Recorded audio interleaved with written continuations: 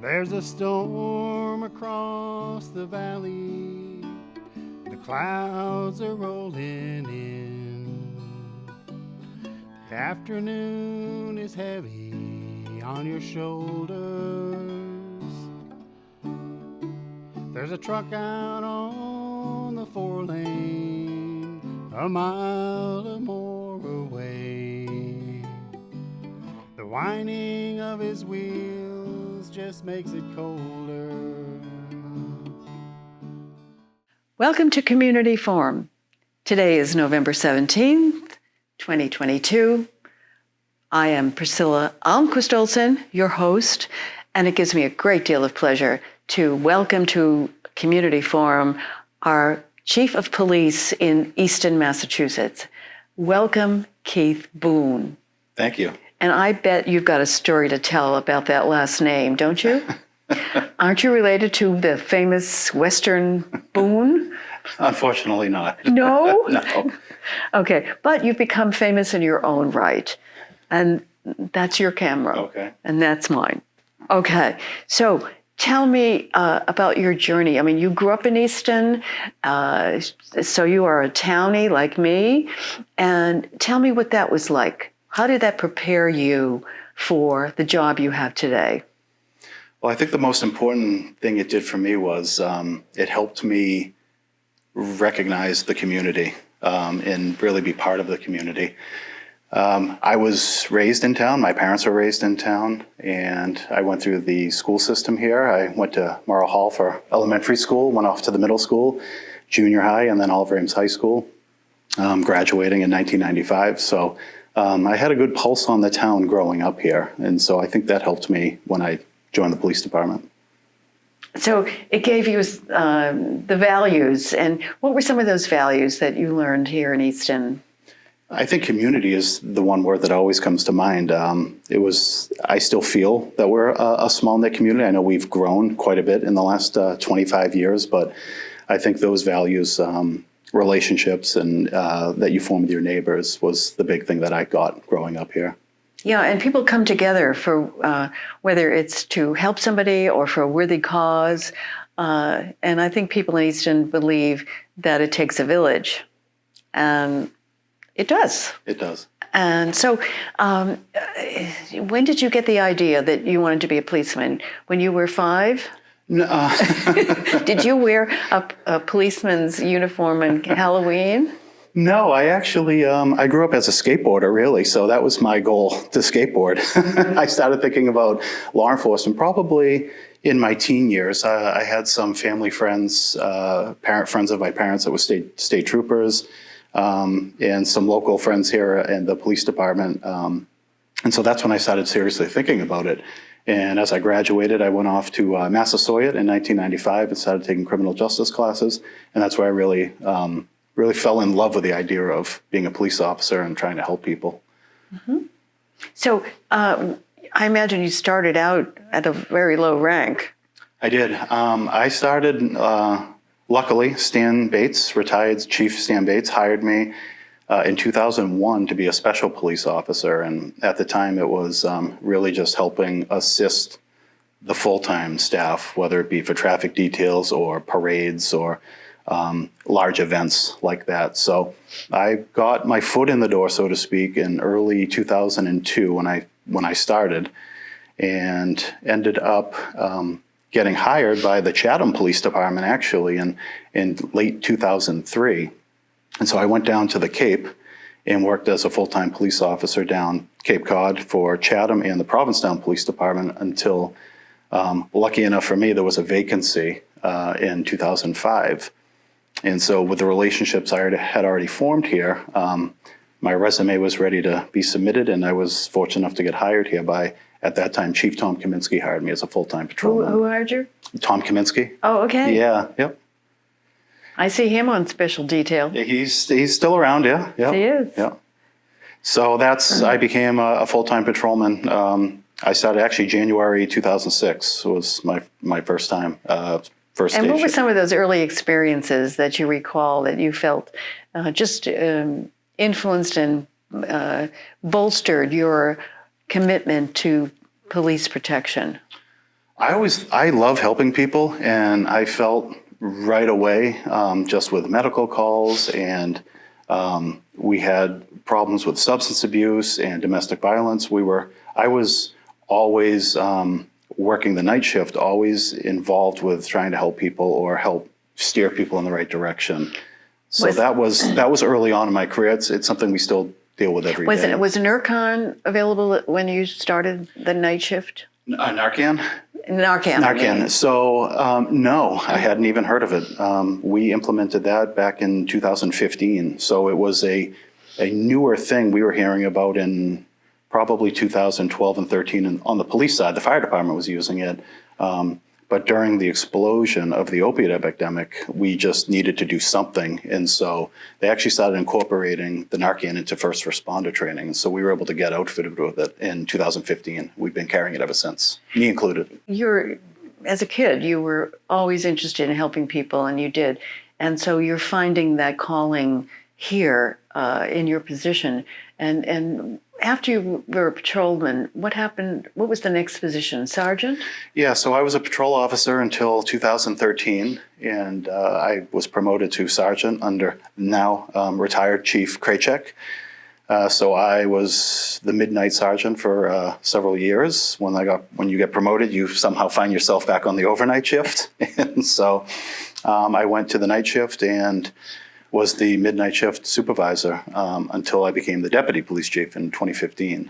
Okay, so and now was it 2022 that you became the chief? Yes, July of 2022. I'm now the police chief. So you were deputy for 7 years. I was, yeah. What kind of experiences did you have during those years? So I was really lucky because now retired Chief Sullivan really put me in a position where I was overseeing all the day-to-day operations of the police department. It's a difficult position to be in when you're in that number 2 spot. You don't get to make all the decisions, but you try to balance out what is best for the organization, and you're really serving the officers and the chief's office at the same time. So I was in a position where I really learned how to handle contract negotiations, handle the press and media inquiries, all of our daily operations and special events. So I was able to really do that for 7 years with good guidance, which prepared me for taking over as chief. That was great. What kinds of duties do you have now as chief that you didn't have as deputy? Well, it's interesting now because we haven't promoted a deputy chief yet. I'm hoping to have one in place by the first of the year. So you're doing double duty. So I'm doing double duty still. Oh my gosh. But I'm relying on all our lieutenant, our sergeants, and our patrol officers. Multiple people are helping me at the time. So I'm really still overseeing everything. I can't really answer that question yet because I'm still doing both.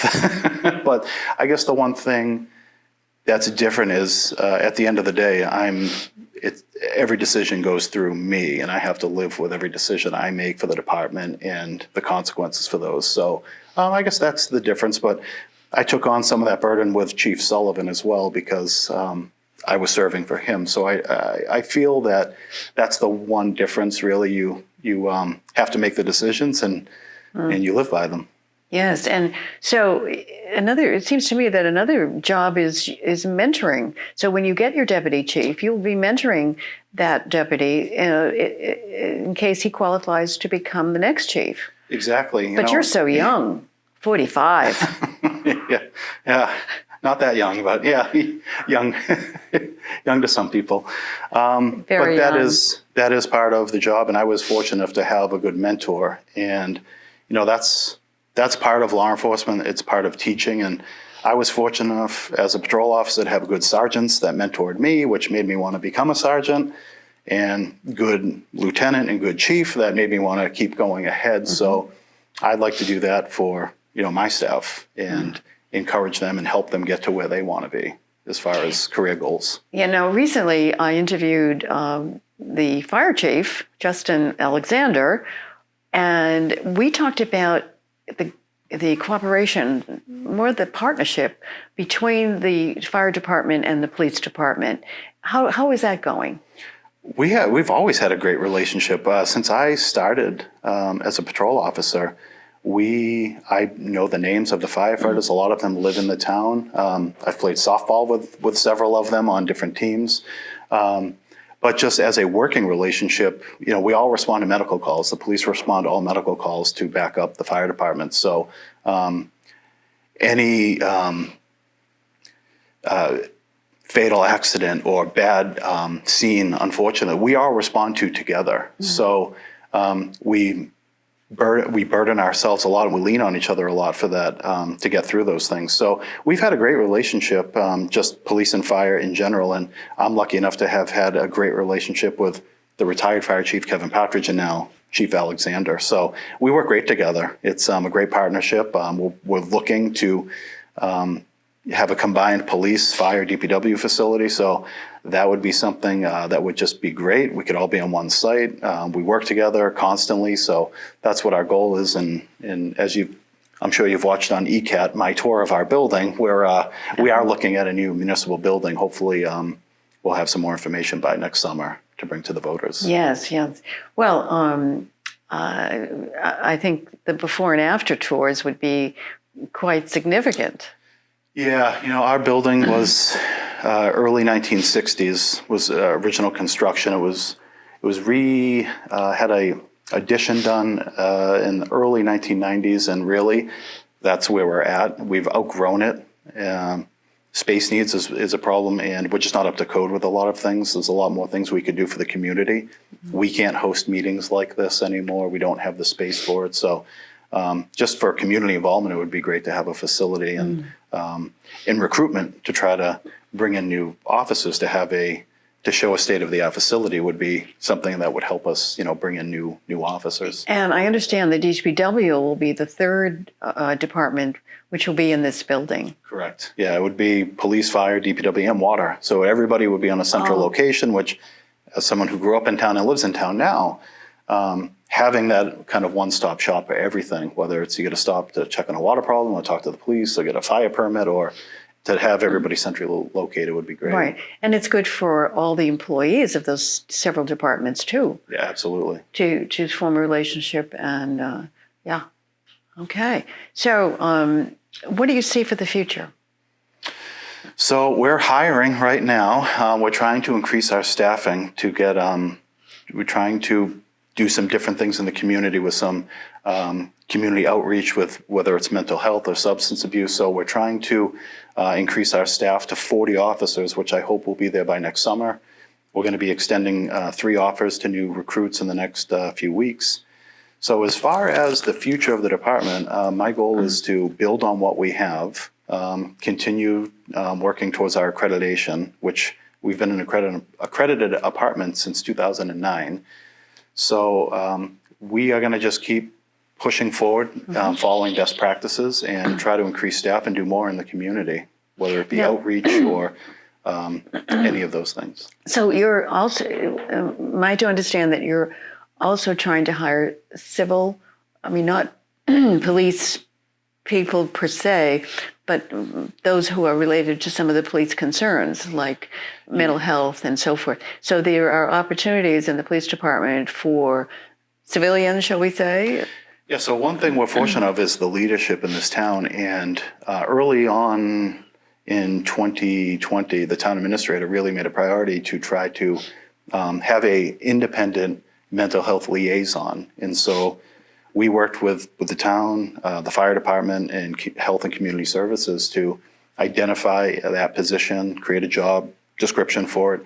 And we're in the process of interviewing now. And what that position will do is really help all of us in public safety and in the town have a different voice that we can lean on to help us solve some of these problems, because a lot of times the police aren't equipped to handle the long-term solution to maybe a mental health problem. Mm-hmm. We can react in the now and try to stabilize the situation, but tomorrow morning the problem's still there and we've gone back to our regular shift. So having that person to lean on is exciting for the town, exciting for me as chief. Will that person be independent also, so that if there's, I understand that you want to be educated and sensitized to the needs of mentally challenged people, but will that new hire be available to relate directly with those mentally challenged people? Oh, part of what we're looking for is, a like clinical psychologist and things like that has that expertise. So absolutely, like we're looking for that candidate to be a Renaissance person, so to speak, and wear multiple hats, whether it could be a hoarding problem with a senior, or it could be a housing problem, or it could be a substance abuse problem, or not just a one focused area. So that's what we're looking to find. So the department would refer certain cases to this person, Absolutely, and the person would go directly to that person who needs the help. Or we would go to them, or we would bring the liaison to that person for help. And we have identified one of our police officers. We're just not doing the program yet because of staffing, but we have a position for a community resource officer to go out and help identify some of those issues and coordinate with this new town position and try to help solve all these problems. Yeah. So it's exciting. So that's really where the future for me is as chief, and looking to solve and those. also I would think it will work to diminish, hopefully, the substance abuse problems, the suicide attempts. There are lots of challenges, and they're not just with seniors; they're also with young people. Yeah, and the problems are usually deeper than that one time they tried something. So if we can get to the root of the problem and holistically solve it, everybody will be better, and the town will be better for it. Yeah, and I'm sure there'll be a lot of follow-up. Absolutely, yeah, absolutely. Yeah, because you don't want them to fall back on their old ways, right. And so it's a lot of work, but it's a wonderful opportunity for a clinical psychologist. It's an exciting time. Yeah, it's an exciting time. It is.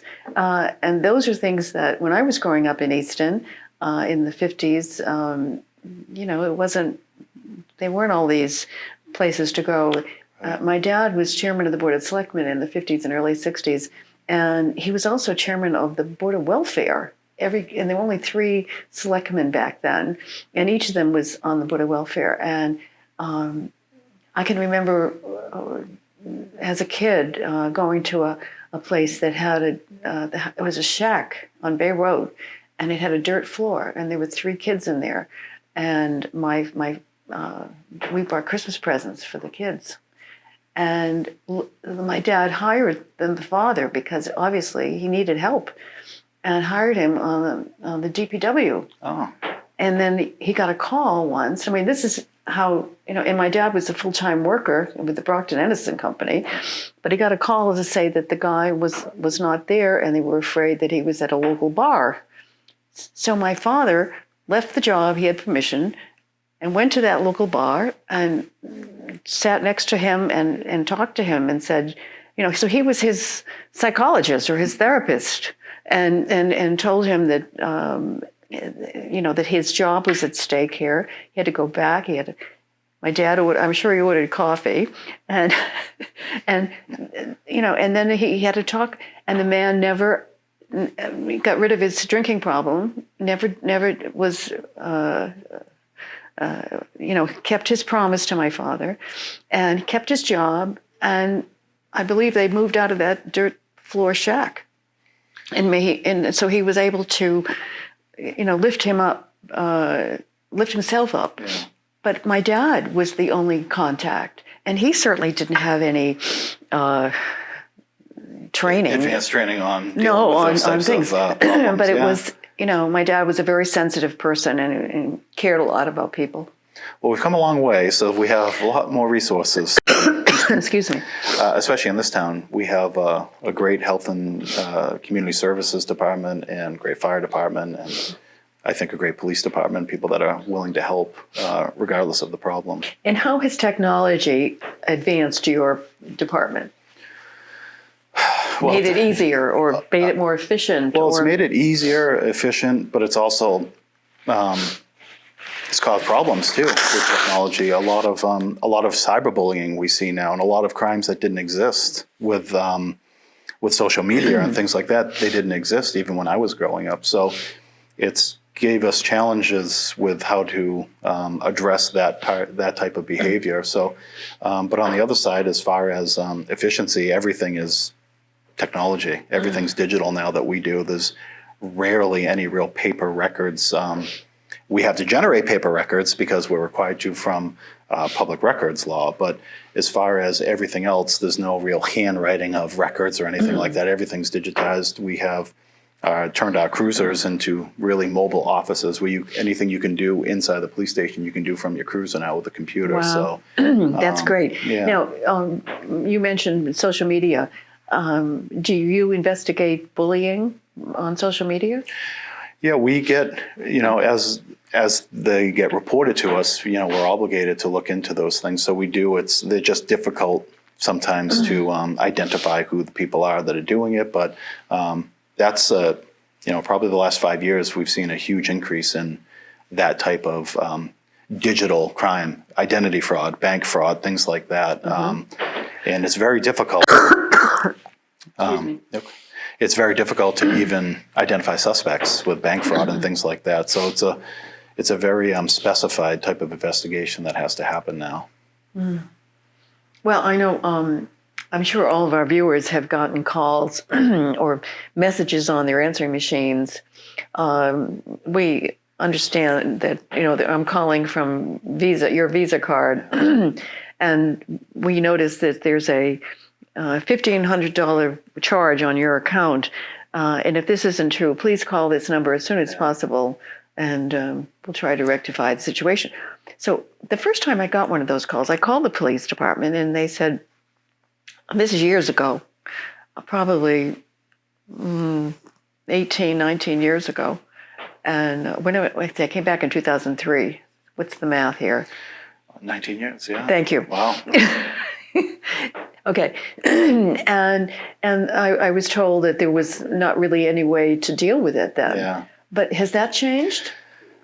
Not really. It depends. So, they spoof phone numbers now. They spoof IP addresses now. So it's hard to even identify who is the person that called you and told you to press 1 to talk to somebody. And next thing you know, you're giving away your account information. So exactly. And I hear the same female voice on several of these different ones. So this woman for hire, apparently, for fraud. And I mean, I don't answer them, of course, but I'm sure that some people, if they say, you got this on your charge, and, some senior says, oh my goodness, I can't pay that. Oh, I got to return this call. Yeah. It's very, very disheartening. Yeah, absolutely. And my advice to everyone is hang up, don't believe anything by phone, and call your bank institution directly and find out if it's legit. That's really the really all you can do to avoid. And even then, it's hard. The card readers now at some of these places get compromised, and your credit cards get compromised, and your numbers get out there. So it's a very difficult and sophisticated crime to. Somebody, I don't know how they got my credit card number. Maybe they were standing behind me in line or something when I had my card out. But there was like over $1,500 charge, and I called the bank right away, and they, didn't pay it. Yeah, the banks are usually pretty good at honoring it. I mean, they have. Right. I think it gets passed to the consumer eventually. Somehow we're going to pay for it because of the insurance that the banks now have to refund all of this money to people that are scammed. Eventually I would see, like, whether it's through fees or interest rates, but it's a $1 billion theft that goes on. Right. Yeah. So anyway, but your day-to-day involves mostly contact with human beings and not cyber. Yes. Well, it depends, but sometimes. Sometimes cyber. But my whether it's residents or citizens or it's our staff, that's who I interact with most now, our staff, and try to make sure they're prepared to get out and, solve these problems, make sure they have everything they need to be successful. So tell me, if you talk to the Easton residents, tell them what you'd like them to know about you and your accessibility and the department's accessibility. Well, if you call, we're there. Anytime you have a problem, we're always there to help. We are, I think, at the forefront of problem solving, and we always have been. And that's why I wanted to come back to Easton from the Cape. I grew up here and wanted to be part of this department for those reasons. There was Easton Police were always willing to help and try to problem solve and troubleshoot whenever you needed it. And we've just grown, and we're still doing that. So give us your contact information. My email is the best way to reach me would be kboone, Boone, at easton.ma.us. That's the best way to reach me. Okay, K Boone, Boone, at easton.ma.us. That's it. And the phone number is 508-230-3322. Is that easy to remember? Just don't do what I did once and dial 2233. It's 3322. 3 comes after 2, but in this case, before 2. Right. Right? That's right. Well, thank you so much for being part of this conversation. Well, thank you for having me. I appreciate the invite. Yeah, and we're so proud of you. A townie making chief, that in itself is something to celebrate. Oh, thank you. And we know you're going to do a wonderful job. Your attitude and your professionalism are really top notch. And we appreciate your being there for all of us to keep us protected and safe. I mean, that's your calling, and to help people who need help. So thank you, Keith Boone, Chief of Easton Police. Appreciate your coming today. Thank you very much for having me. You're very welcome. And that does it for us, Community Forum.